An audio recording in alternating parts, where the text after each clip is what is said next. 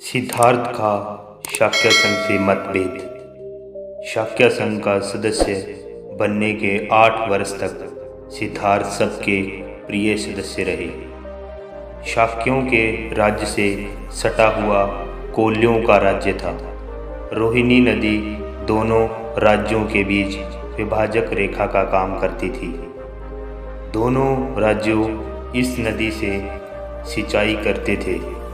रोहिणी के जल का पहले कौन और कितना उपयोग करेगा, इसे लेकर शाक्यों व कोल्यों में अक्सर विवाद हो जाता था। यह विवाद कभी कभी युद्ध की स्थिति पैदा कर देता था। सिद्धार्थ की आयु 28 वर्ष हो चुकी थी।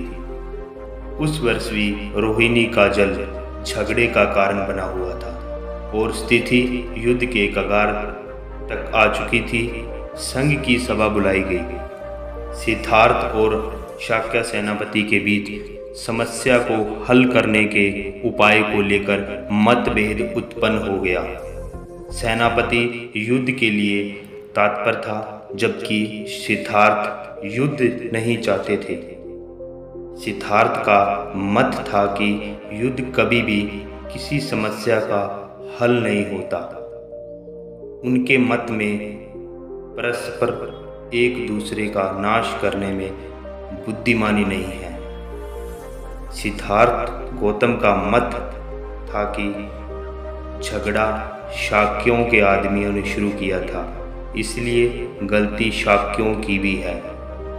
उन्होंने सुझाव दिया कि शाक्यों व कोल्यों में से 2-2 आदमी चुने जाएं।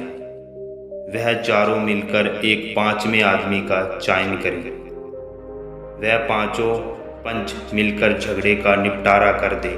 जबकि सेनापति का कहना था कि जब तक कोल्यों को बकड़ा दंड नहीं दिया जाता, तब तक ये मामला समाप्त नहीं होगा। सेनापति का तर्क था कि ब्राह्मणों का धर्म है यज्ञ करना, क्षत्रियों का धर्म है युद्ध करना, वैश्यों का धर्म है व्यापार करना और शूद्रों का धर्म सेवा करना।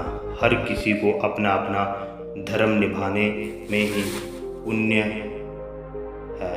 तब सिद्धार्थ ने कहा, जहाँ तक मैं समझ सका हूँ, धर्म तो इस बात को हृदयंगम करने में है कि वैर से वैर कभी शांत नहीं होता, वह केवल अवैर से शांत होता है।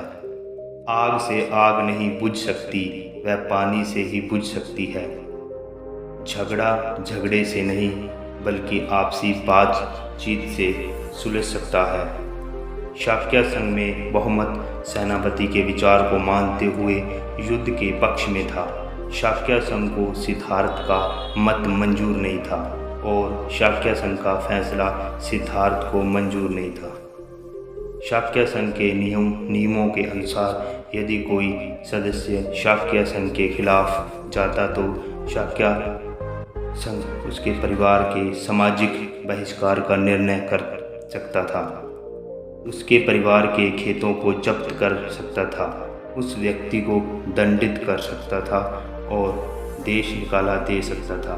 सिद्धार्थ गौतम ने सुझाव दिया कि उसके परिवार का सामाजिक बहिष्कार ना किया जाए, ना ही राजा सुयोधन की संपत्ति जब्त की जाए।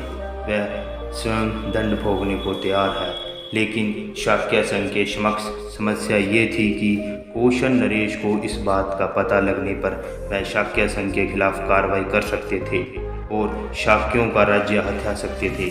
इसलिए सिद्धार्थ गौतम ने स्वयं ये सुझाव दिया कि यदि वह परावर्जक बन जाएं और देश के बाहर चले जाएं, तो एक प्रकार से देश निकाला भी हो सकता है और शाक्य संघ को उसके लिए कौशल नरेश दंडित भी नहीं करेंगे। आखिरकार सिद्धार्थ ने प्रवज्जा पाली भाषा में प्रवज्य अभिनिष्क्रम का निर्णय लिया।